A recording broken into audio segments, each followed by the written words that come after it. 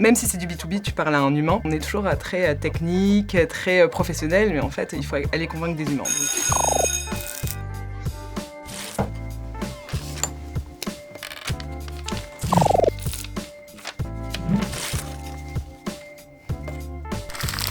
Non, voilà.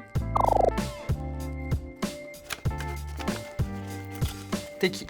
Moi, c'est Marie Van der Stichel, dit vend des t-shirts quand j'étais à l'école, pour information. Et donc, je suis Head of Marketing de chez Five Offices, une start-up dans l'immobilier de bureau. Sinon, je suis française et j'ai aussi maman d'un petit garçon sportif et j'aime la vie.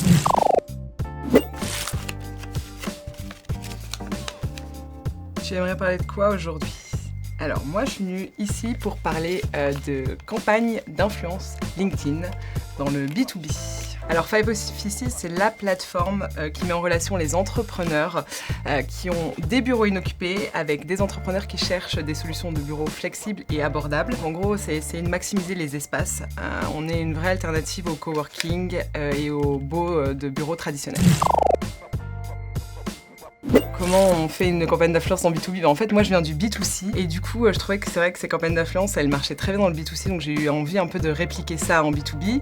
C'est moins simple, bien sûr, parce qu'on a des outils qui sont un peu différents. Donc là je vais parler de LinkedIn et LinkedIn a un moyen de monitorer qui est un peu moins performant par exemple que Instagram ou TikTok. Donc du coup c'est vrai que c'est pas facile et en plus de ça il y a très peu de, je vais pas dire d'experts en influence, mais d'influenceurs qui font ça de manière professionnelle. Sur LinkedIn on a des experts qui deviennent influenceurs et pas des influenceurs qui font ça comme métier. Bon, moi en fait j'ai décidé de répliquer ces campagnes justement d'influence parce que j'ai fait 12 ans de cosmétique avant de rejoindre Five Offices, donc il y a 7 mois. Et donc du coup j'ai vraiment eu envie, quand je suis arrivée j'ai trouvé que le B2B était un peu morose, un peu triste. J'en ai parlé avec beaucoup de gens d'ailleurs en disant ouais ça me manque vraiment cet aspect fun parce qu'au final, même si c'est du B2B, tu parles à un humain. On est toujours très technique, très professionnel, mais en fait il faut aller convaincre des humains. Donc voilà, j'ai décidé de ramener un peu ce côté fun chez Five Offices et dans les campagnes qu'on a mis en place. Dans un premier temps, vraiment, les premières campagnes qu'on a faites, c'était de la notoriété pure et dure, parce qu'on devait aller très vite, on voulait aller très vite. L'influence a permis en fait d'aller booster tout ce qu'on faisait en paid media sur LinkedIn, sur Google, Bing, mais aussi en PR. Donc c'était vraiment une impulsion et de se dire, les mecs, voilà, on a quelque chose de super et l'influence, ça nous a permis de donner vraiment un coup et de booster ça directement. Donc ça, c'était la première étape, donc vraiment notoriété. Et en fait, on s'est rendu compte au fur et à mesure des campagnes que certains formats pouvaient aussi créer des leads en fait directs, des leads qui étaient assez intéressants, bien qualifiés. Et donc du coup, on a testé plusieurs formats et là, selon les prochaines campagnes qu'on va mettre en place, on va vraiment splitter notoriété et leads. Les premières campagnes, on les a mis en place avec une agence. D'ailleurs, je fais un petit big up à Thomas et Pierre pour ça, parce que c'est vraiment eux qui nous ont aidés là-dessus, parce que c'est vrai que c'était un marché que moi je découvrais en tout cas en tant que responsable marketing. Donc du coup, première campagne, les 2 premières campagnes avec eux, on a ciblé assez large pour essayer de tester les messages, ce que je disais. Et après, par contre, la dernière campagne qu'on a faite, là, elle s'est faite via une rencontre. Et justement, plus on est sur un marché, plus on rencontre des gens et on crée des affinités. Du coup, la dernière, on l'a gérée en direct avec avec un influenceur avec qui on avait beaucoup d'affinités et on trouvait qu'on avait des directions on allait dans la même direction. Et je pense aussi que LinkedIn a tout à gagner à aussi faire en sorte de donner plus d'outils pour gérer ce type de campagne en fait. Alors les campagnes influence, on a vraiment vu, et je pense que ça c'est vraiment un pattern que je vois aussi, que je voyais dans le B2C, il n'y a pas vraiment de règles en fait. Donc du coup, tu as des taux d'engagement qui varient d'un influenceur à un autre, ce qui est normal parce qu'il y a différents types de communautés. On a vu une vraie augmentation de trafic, donc on faisait x2, x3 les jours de post, donc ça c'est intéressant. Et après en termes de leads, ce que je disais en fait, on s'est aperçu bien sûr que plus le post est personnalisé et non sponsor, c'est-à-dire on ne va pas dire à Five Offices c'est génial, etc. Mais vraiment avec un suivi en disant voilà, moi j'ai testé la solution parce que j'en ai eu besoin, une vraie authenticité derrière, on avait vraiment des leads qui arrivaient à travers ces personnes-là. Donc je pense que c'est toujours authenticité égale résultat pour moi sur ce genre de campagne. Et dans l'Ads, là en fait sur la notoriété, on avait des coûts par clic qui étaient assez bas et qui étaient d'ailleurs plus bas en tout cas sur les ads de notoriété que peut nous donner une campagne Google par exemple. Donc on était super contents.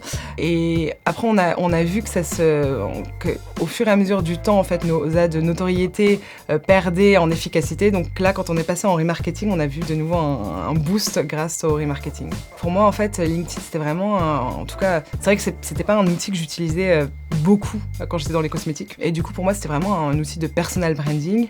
Mais là, on voit vraiment se créer ces communautés. On voit qu'il y a beaucoup de choses qui se passent sur LinkedIn, de manière beaucoup plus récurrente par rapport à avant. Donc ouais, je pense que ça devient un outil communautaire. C'est pas si simple que ça.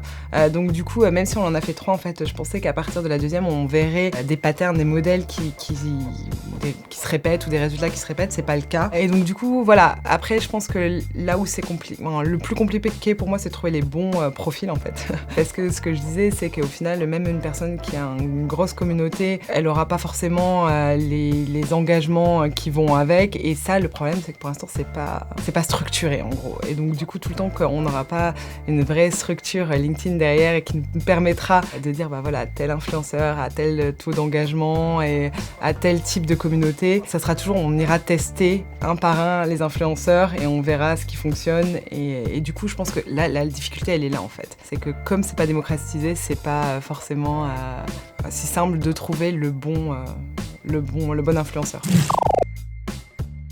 La recette, en fait, il y a vraiment plusieurs étapes parce que les gens pensent que bon, voilà, on va prendre un influenceur, on va lui dire bah fais ci et la personne va le faire. Mais non, en fait, je pense que c'est vraiment important déjà de comprendre pourquoi tu fais ta campagne d'influence. Nous, à la base, c'était vraiment de se dire bah voilà, on a des campagnes qui tournent, on sait que notre produit a un market fit et on va aller booster avec ces influenceurs pour se faire connaître plus rapidement. C'est pourquoi tu le fais, avec qui tu le fais, donc les talents. Comment tu gères aussi justement ces talents parce que c'est des contrats, c'est de l'admin à faire et puis si toi tu le fais en direct, donc ça prend un peu de temps.